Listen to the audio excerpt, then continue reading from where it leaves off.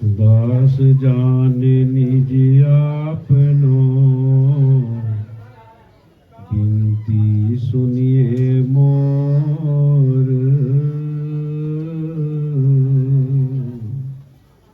बिनवत हो कर जोर के, गुरु शरणागत तो।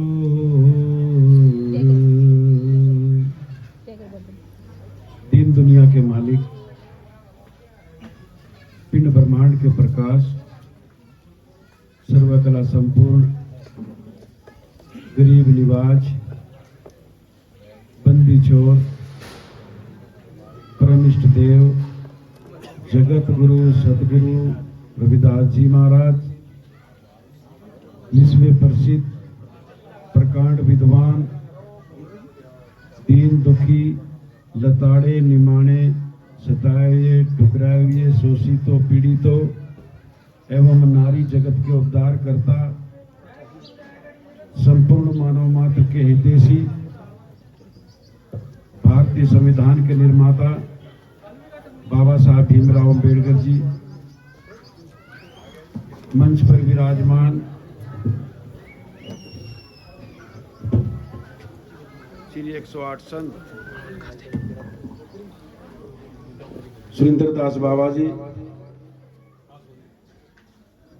आदमपुर से हरविंदर दास जी एवं पूजनीय संत समाज, महामानयोग उपस्थित गण बुद्धिजीवी, परम सत्कार्य गुरु प्यारे सासंग जी, आप सभी को यथोचित जय गुरुदेव। पूरे विश्व में जगत गुरु सतगुरु रविदास महाराज जी का 647वां प्रकाश पर्व बड़ी धूमधाम और हर्ष उल्लास के साथ में मनाया जा रहा है। उसी कड़ी में 18 फरवरी से 647वां प्रकाश पर्व जो 24 फरवरी को तारीख तय है, मना रहे हैं। अंबाला कैंट में सुरेंद्र दास बाबा जी, हरविंदर दास जी, जीवन सोल जी और साथ में और भी थे जो बाहर से पुर्तगाल से आए हुए थे। तो विशाल संत समागम मना गया। उसके उपरांत चंडीगढ़ में सुबह 11 बजे से लेकर रात के 11 बजे तक शोभा यात्रा निकाली गई। लगभग 12 घंटे चली। 11 सभाएं चंडीगढ़ में हैं। बहुत विशाल शोभा यात्रा निकाली गई। उसके बाद में 23 तारीख को तेलंगाना में 2 कार्यक्रम एक ही दिन में हुए। फिर 24 तारीख को 3 कार्यक्रम हुए। और जितने भी दिन तेलंगाना में लगे हैं या महाराष्ट्र में या मध्य प्रदेश में, भारी संख्या में आज गुरु रविदास महाराज जी के इस पर्व को मनाने के लिए लोग लाखों हजारों की तादाद में निकल रहे हैं। आज बड़ी खुशी है कि गुरु रविदास महाराज जी के विचारधारा को लेकर के आज लोगों में एक जबरदस्त क्रांति आई है। रविदासिया धर्म एक विचारधारा का नाम है। वो विचारधारा जो समता, समानता, मानवता, प्रेम, भाईचारे का प्रतीक है, तो जिसको पूरे संसार में स्वीकार किया जा रहा है। रविदासिया धर्म कोई ऊंची नीवी पौड़ी वाला धर्म नहीं है, वर्ण अवर्ण वाला कोई धर्म नहीं है, पूरी मानवता के लिए।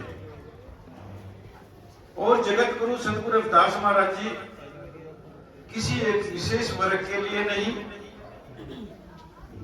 किसी एक विशेष स्टेट या कंट्री के लिए नहीं, पूरी मानवता के लिए संदेश देते हैं।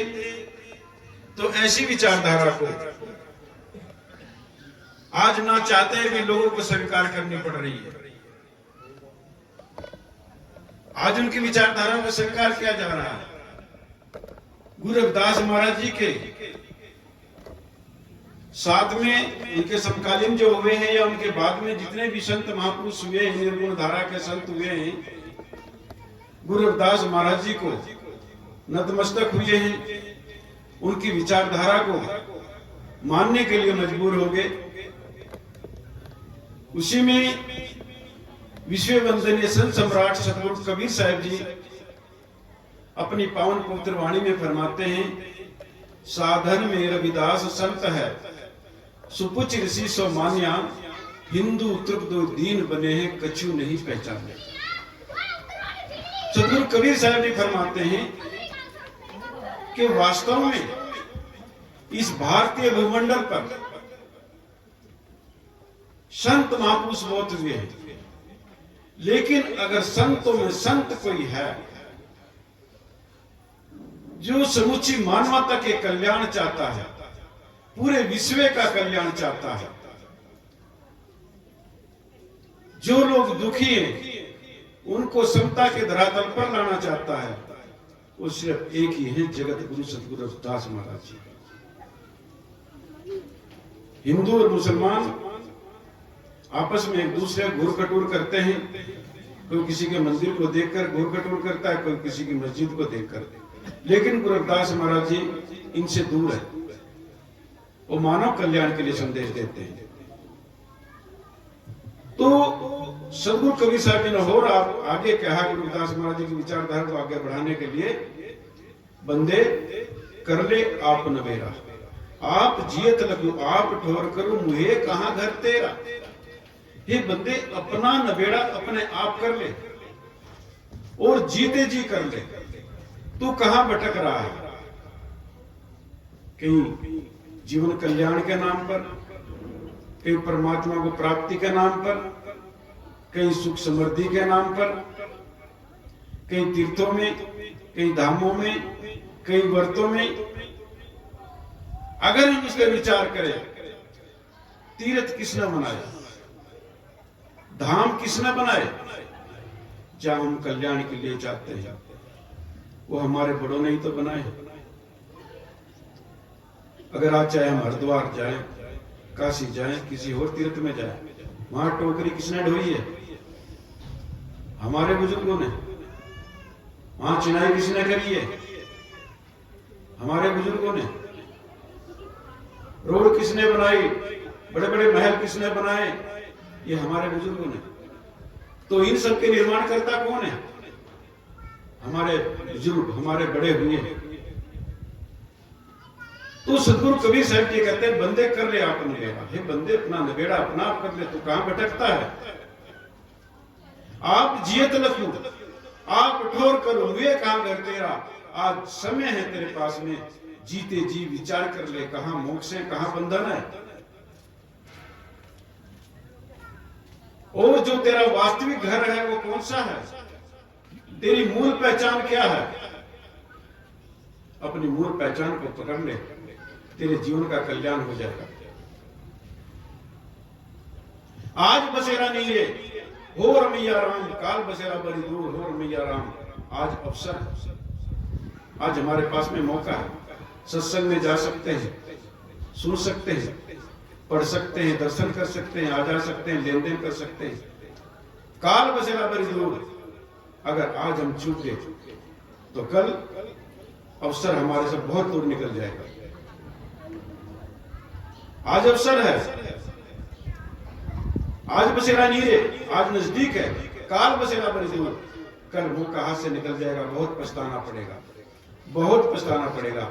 यह हर क्षेत्र की बात है, चाहे साधना के क्षेत्र की बात हो, चाहे राजनीतिक क्षेत्र की बात हो, चाहे सामाजिक क्रांति की बात हो, चाहे आर्थिक क्रांति की बात हो।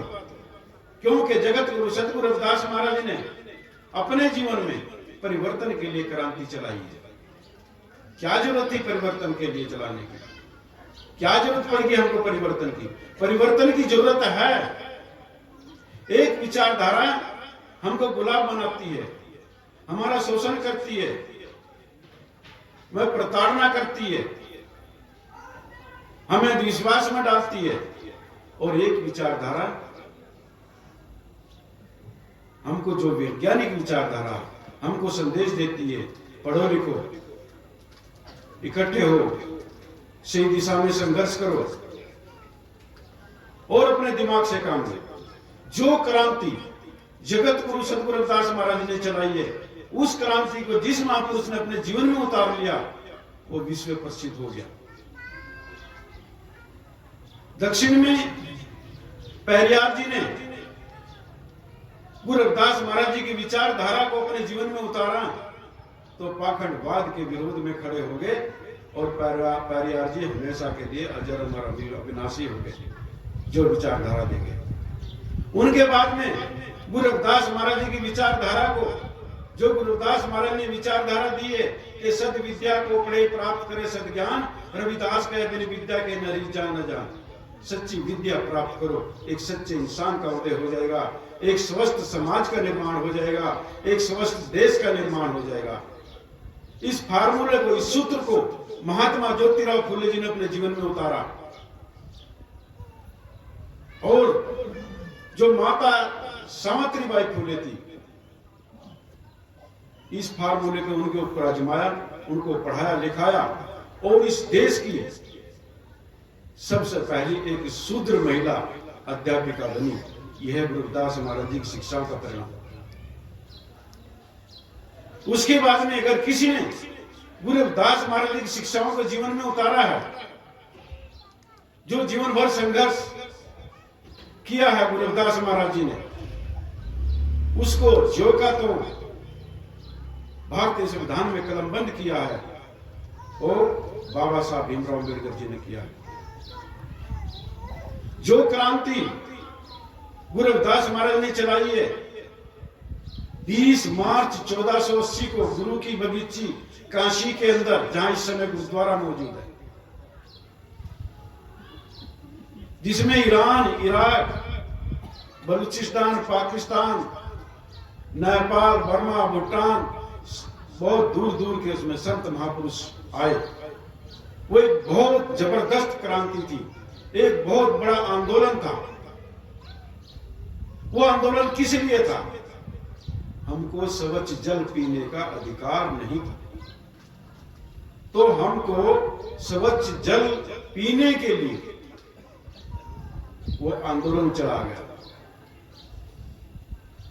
जिसमें इतने महापुरुष आए, सबने बढ़ चढ़ करके हिस्सा लिया और आंदोलन को सफल करा। और गंगा के ऊपरली घाट पे जाकर के हजारों लाखों जितने भी लोग वहां मौजूद थे, संगत थी, सबको गंगा के घाट पे जल पिलाया। और इस सारे जो खर्चा हुआ इसका, इस खर्चे को किसने उठाया? ईरान के उस समय के जो राजा थे अबलोल दाना जी। अबलोल दाना जी जगत गुरु सतगुरु रविदास महाराज जी के शिष्यों में एक रहे, तो सारा खर्चा अबलोल दाना जी ने उठाया। उसी क्रांति को, गुरु रविदास महाराज जी की विचारधारा को लेकर के बाबा साहब भीमराव अंबेडकर जी ने, आप देख रहे थे, महाड़ तालाब पे फिर से वही आंदोलन दोहराया गया। और जो गुरु रविदास महाराज जी ने आरती में या वाणी के अंदर जो फरमाया है कि चारों वेद किया खंडोती, जन रविदास करे दंडोती। क्यों चारों वेदों का खंडन किया? क्या जरूरत थी? क्यों? क्योंकि उन वेदों के अंदर हमारे कल्याण के लिए कुछ नहीं। अगर वो वेद हमारा कल्याण करते तो कब का कर लेते। 4500 साल का इतिहास इस बात का गवाह है। अगर वो हमारा कल्याण करते तो हमारा कल्याण कब का हो जाता। तो गुरु रविदास महाराज ने इसका खंडन कर दिया। इससे हटो और अपने मार्ग पर चलो। इसी विचारधारा को आगे बढ़ाते हुए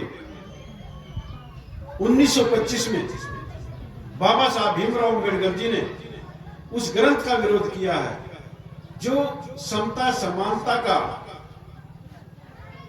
दुश्मन है, मानवता प्रेम भाईचारे का जो दुश्मन है, जो भेद पैदा करती है, जो वर्ण वर्ण की बात करती है, जो ऊंच नीच की बात करती है, जो छुआछात की बात करती है, जो बांटने का काम करती है, जो हमको शिक्षा से दूर करती है, धन से दूर करती है, अच्छे कपड़े पहनने से दूर करती है, अच्छे मकान में रहने से हमको दूर करती है, वो विचारधारा का खंडन किसने किया? बाबा साहब भीमराव अम्बेडकर जी ने किया। और जीवन भर जो क्रांति गुरु रविदास महाराज ने चलाई है, किसके विरोध में चलाई है? जो उस समय मानव विरोधी मानसिकता थी, जात पात, ऊंच नीच, भेदभाव, वर्ण व्यवस्था, छुआछात, रिश्वतखोरी, नशाखोरी आदि, इसको भारतीय संविधान में उतार करके बाबा साहब जी ने दंडनीय अपराध घोषित किया। और जो गुरु रविदास महाराज ने मानवता के कल्याण के लिए संदेश दिया, मानवता, समता, समानता, प्रेम, भाईचारा, शिक्षा, सेवा, सिमरन, भजन, बंदगी, इसको भारतीय संविधान में उतार करके कानूनी कवच पहना दिया कि कोई भी पढ़ सकता है, लिख सकता है, सब समता समानता के अधिकारी हैं, अच्छा खा सकते हैं, अच्छा पहन सकते हैं, किसी भी धर्म में जाकर के अपना जीवन कल्याण कर सकते हैं। लेकिन किसी भी धर्म का मतलब यहाँ में दूसरे ये नहीं कह रहा कभी आपने जाना, किसी भी धर्म में जाओगे तो उस धर्म की पहचान होगी, जिस धर्म में जाओगे उसी की पहचान होगी। हमारा धर्म तो कौन सा है? रविदास धर्म है। तो इस विचारधारा को लेकर के जो गुरु रविदास महाराज ने क्रांति चलाई, आर्थिक क्रांति, हम लोग को मजबूर किया गया और हमको गुरु रविदास महाराज ने सूत्र दिया, श्रम को ईश्वर जानकर जो पूजे दीनदयाल, रविदास दीनी संसार में सदा मिले सुख चैन। जो श्रम को ईश्वर जान करके उसकी पूजा करता है, उसको करता है। और सदश्रम की बात करिए, सद शिक्षा की बात करिए। शिक्षा सबके लिए जरूरी है, श्रम सबके लिए जरूरी है, लेकिन इसमें भेद है, इसमें अंतर है। शिक्षा में, सद शिक्षा में अंतर है, श्रम में, सदश्रम में अंतर है। श्रम वो होता है जो हम शरीर से करते हैं,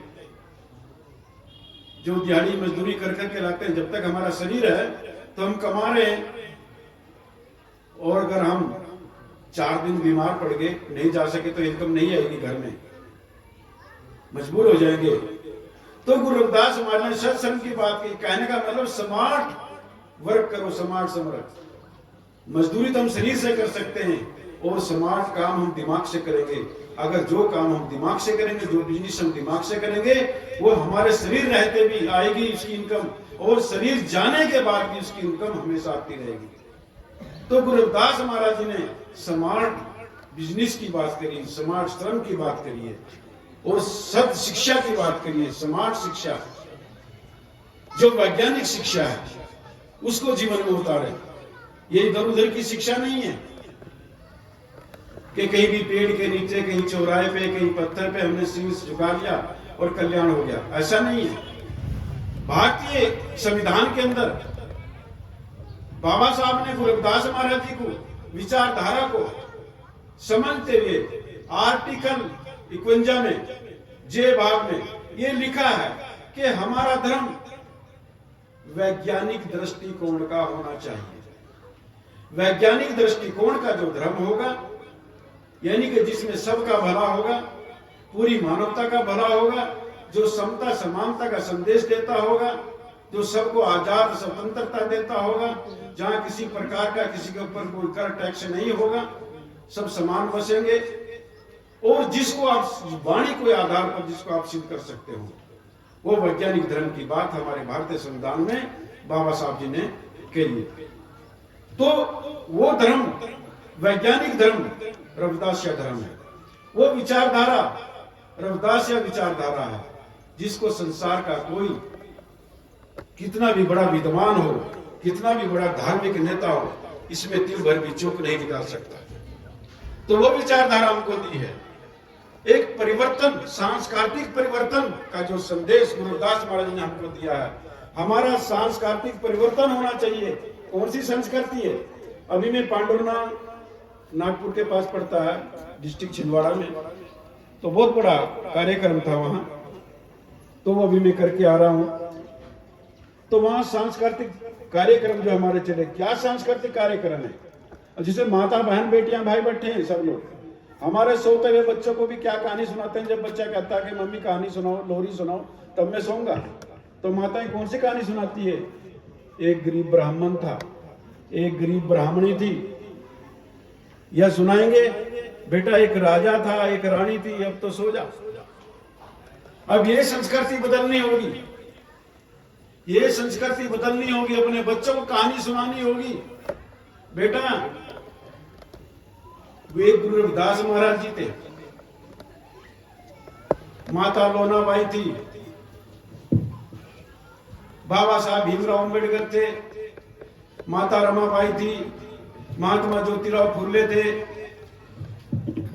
माता सावित्रीबाई। जो भी हम अपनी संस्कृति को बदलेंगे, अपने बच्चों को अपने महापुरुषों की कहानियां सुनाएंगे, तो वो संस्कार हमारे बच्चों के अंदर अपने गुरुओं संतों महापुरुषों के पढ़ेंगे और बचपन से ही पढ़ेंगे।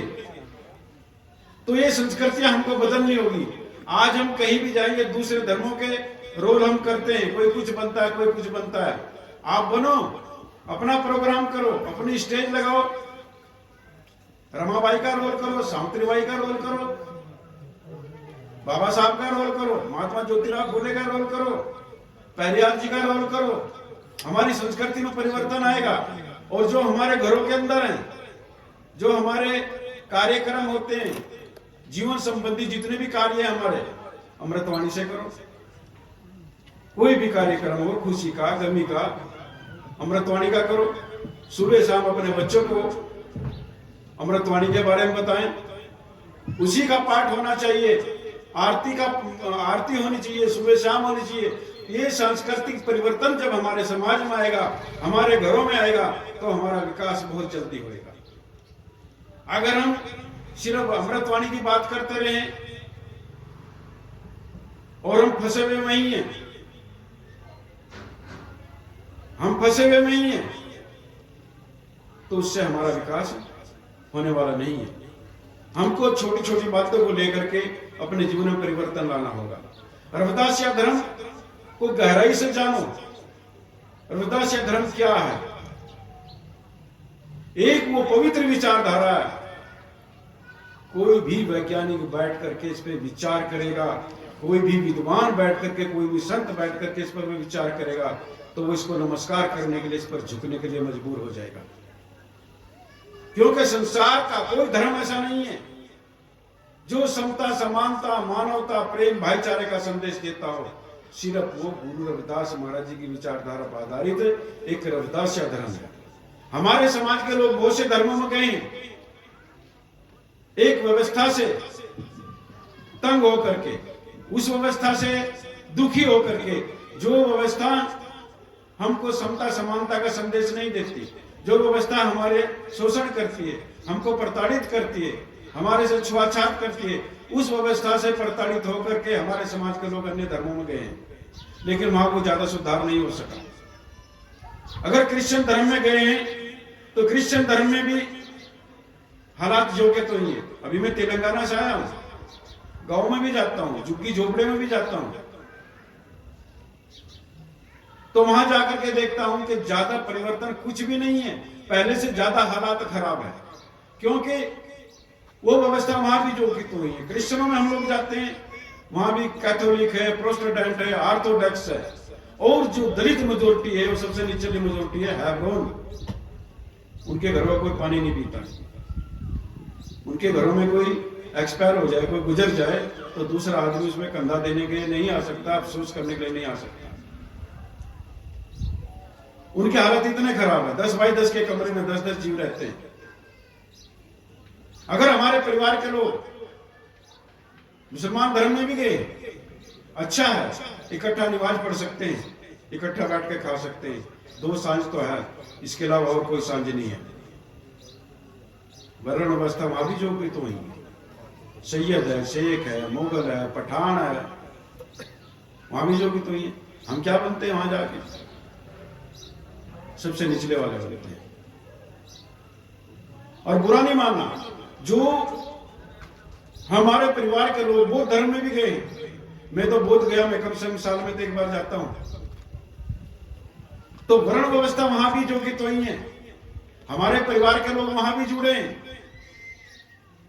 लेकिन सम्मान वहां भी नहीं है, क्योंकि वहां महायान है, वहां हीनयान है।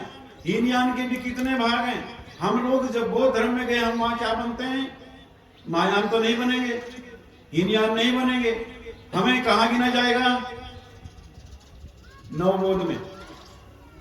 और नवबोध में जो हमारे लोग गए हैं, वो सबसे पहले बाबा साहब भीमराव अम्बेडकर जी को बौद्ध विहार में पहले लेके जाएंगे, क्योंकि हमारे समाज के लोग बुद्ध से नहीं जुड़े, बाबा साहब से जुड़े हैं। दिल के बहुत साफ हैं हमारे लोग, वो भावनाओं से जुड़े हुए हैं, धर्म से नहीं जुड़े।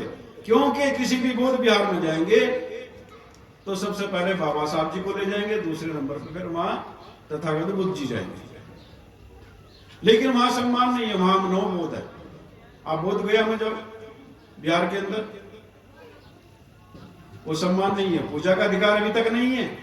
कोई भी जाओ, घूमने के लिए जाओ उधर, पंजाबी तो पूरे वर्ल्ड में पड़े हुए, कभी बिहार में जाकर के बोध गया में जाकर देखो, उनसे कहो कि हमारा उदासी चमार है, और फिर देखना अपने साथ में क्या व्यवहार होता है। क्योंकि मैंने तो खुद प्रैक्टिकल देखा है। एक भिक्षु खड़ा हुआ वहां, और शाम के 6 बज रहे, हमसे कह रहे पूजा चल रही, आप क्यों नहीं गए? कहते ये पूजा हमारी नहीं है, ये पूजा महायानों की है। मैं कहा आपकी पूजा कब होगी? कहते इसके बाद में हीनयानों की है। आपकी पूजा? मैंने पूछा आपकी पूजा कब है? कहता हम तो नवबोध है, हमारी कोई पूजा नहीं है।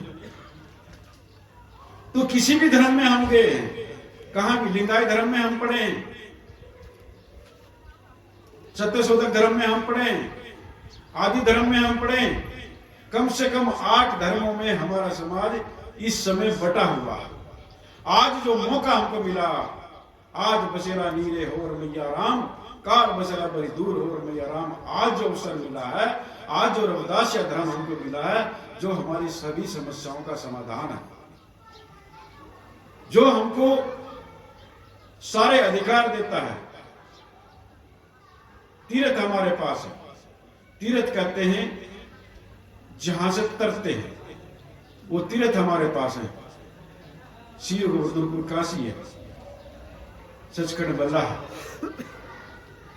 अपना ग्रंथ है, अमृतवाणी है, अपना निशान है, आज सब कुछ तो अपने पास है। क्योंकि इंसान की मजबूरी है कि वो धर्म के नाम पर कुछ ना कुछ चाहता है, करना चाहता है कुछ ना कुछ। इंसान की ये मजबूरी है कि वो किसी न किसी का मोंडा चाहता है, कंधा चाहता है कि जिसपे मैं अपना सिर रख के रो सकूं। सहारे की जरूरत है। अगर हम कहें कि भाई तुम उधर से छोड़ दो, वो क्यों छोड़ेंगे उधर से? उधर से जब छोड़ेंगे जब हम उनको अगला मार्ग देंगे। अब अगला मार्ग, अगली जगह आपके पास है, रविदासिया धर्म है, जहां आप गर्व के साथ कह सकते हैं कि हम रविदासी हैं। और सिर्फ भारत में नहीं, भारत के बारे में जीवन सोल जी ने आपको बताया, पूरे वर्ल्ड में, पूरे यूरोप में लगभग 28 कंट्री जिसमें हैं, वो सब लोग आज जितने भी लोग बैठे हुए हैं रविदास धर्म का प्रचार प्रसार कर रहे हैं, पूरे विश्व में कर रहे हैं। आज इतनी क्रांति, जो जबरदस्त क्रांति आई है। अभी मेरे पास फोन में आई, तेलंगाना से एक संत है, वो शिवजी महाराज का पुजारी है। अब वो मिलने के लिए आएगा 17 तारीख को, तेलंगाना से मिलने के लिए आएगा, क्योंकि वहां इंटरव्यू चला 1 घंटे का। बाबा जी ने लगभग वो काफी ग्रुप में डाल लिया। तो जो मेरे से इंटरव्यू ले रहा था टीवी के ऊपर बैठ के, वो बहुत विद्वान, उसने एमकॉम एमफिल करी हुई और भी काफी पढ़ा हुआ। तो 1 घंटे का उन्होंने मेरे से इंटरव्यू लिया, अपने डेरे के बारे में, अपने गुरुओं संतों के बारे में, अपने महापुरुषों के बारे में, अपने धर्म के बारे में। वहां तहलका ये मच गया, ये कौन है साधु, ये क्या लेने के लिए आए, क्या करने के लिए आए। और जब वो इंटरव्यू सुना लोगों ने, वो लाइव चला, तो जितनी भी वहां बड़ी बड़ी हस्तियां, राजनीतिक पार्टियां, आप जानते हैं, चंद्रबाबू नायडू की सरकार में मंत्री रही, वो भी आए, अपने घर पे सत्संग कराया। जो इस समय सरकार है तेलंगाना के अंदर, और उसमें जो डिप्टी सीएम है वो हमारे परिवार से है, वो भी है। और जो एक DSP पार्टी है, दलित शोषित दलित समाज पार्टी, यानी कि जितने भी है सब लोग मिलने के लिए कि हमारा समाज ऐसा है, गुरु रविदास महाराज जी की ये विचारधारा है। तो उस विचारधारा को सुनकर उनके अंदर एक क्रांति आई, एक जोश आया। तो जब वहां डिप्टी सीएम की बात आई तो हमने मांग रखी, मैं कहा साहब हम तेलंगाना में चाहते हैं गुरु रविदास महाराज जी के नाम पर कोई शिक्षा संस्थान बने और जहां हमारे समाज के लोग आकर के धर्म की बात कर सके वो स्थान हमको चाहिए। तो उसको हम पढ़ तो सकते नहीं, लेकिन उसमें अखबारों में शायद जिसने वो देखी होगी, फोटो देखी होगी, उसमें 4-5 अखबारों में खबर आई हुई है और तेलुगु भाषा में। तो उन्होंने, सरकार ने स्वीकार कर लिया कि हम 50 एकड़ जमीन और 100 करोड़ रुपया गुरु रविदास महाराज जी की शिक्षा संस्थान के लिए और उनके धार्मिक संस्थान के लिए खर्च करेंगे। जो बोले 100 रुपए जगत गुरु रविदास महाराज की जय। तो अपना जो धर्म है, अपनी जो विचारधारा है, ये बहुत ऊंची विचारधारा, ये गर्व की बात है हमारे लिए, ये गर्व की बात है। थोड़े दिन की भूल लगी है, ज्यादा भूल नहीं लगी। सिंधु घाटी की सभ्यता हमारी सभ्यता है। हमारे बड़े बुजुर्ग लोग अच्छे बढ़िया मकानों में रहते थे, पक्के मकानों में रहते थे, जो रोशनीदार थे, जिनमें सारी सुविधाएं थी, उन मकानों में रहते। थोड़ी देर की भूल लगी है जिसमें मानवता के एक बहुत बड़े हिस्से को शूद्र कह करके बड़ी चालाकी से उसके जन्मसिद्ध मूल अधिकारों से उसको वंचित कर दिया, जिससे हम 4-4.5 हजार साल से जूझते आ रहे हैं। आज वो कृपा हमारे पास तपोभूमि डेरा संत संबंधा सचखंड बल्ला जलंधर महापुरुष के जो अपना डेरा है, उनकी असीम कृपा से, जो आज गद्दी में मौजूद है सतगुरु स्वामी निरंजन दास महाराज जी, उनकी असीम कृपा से, जो सुरेंद्र दास बाबा जी के मुखारबिंद से रविदास धर्म की घोषणा हुई है, जो इनकी प्रकांड विद्वता का प्रमाण है कि अमृत वाणी की जिन्होंने टीका की है और समाज के अंदर जिसका प्रचार प्रसार किया है। जब आज मेरे को तो 14 साल हो गए बाहर लगभग रविदास धर्म का प्रचार करते हुए, तो लोग मांग रखते थे कि किसी भी धर्म की बात करें तो लोग आस करते थे कि महाराज जी कुछ देंगे। तो जब जरूरत महसूस है कि कुछ देंगे, हमारे पास कुछ होता नहीं था, तो महाराज जी के चरणों में अरदास करी कि महाराज जी हम बाहर जाते हैं तो लोग चाहते हैं कि हमें कुछ ना कुछ मिले।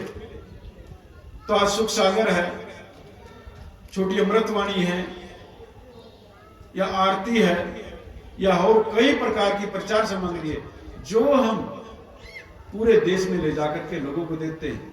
आज वो उसको पढ़ते हैं।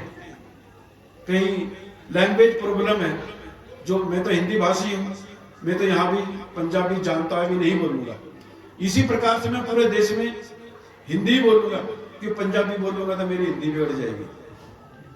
तो आज जो प्रचार हो रहा है ये सुरेंद्र दास बाबा जी की एक बहुत बड़ी देन है, जो मुफ्त में, फ्री में इतनी प्रचार सामग्री पूरे देश में भेज रहे हैं, देश के कोने कोने में, देश के बाहर। ये इतिहास इस चीज को आज गर्व महसूस कर रहा है कि हमारे देश में जितनी भी यूनिवर्सिटियां हैं, विश्वविद्यालय जितने भी हैं, सरकारी हो चाहे अर्ध सरकारी हो, लगभग 450 के लगभग होगी, इसमें सुरेंद्र दास बाबा जी ने सब में अमृतवाणी भेजी है और गुरु रविदास महाराज जी से रिलेटेड जो प्रचार सामग्री है वो भेजी है। और ये तो अपने देश में भेजी है, देश के बाहर भी अन्य भाषाओं में भेजी है। तो ये कितना बड़ा एक इतिहास बना करके खड़ा कर दिया कि जो यूनिवर्सिटी के अंदर हमारी आज अमृतवाणी गई है, लोग उसको पढ़ते हैं, आनंद मनाते हैं, बड़े बड़े विद्वान उस पर विचार करते हैं।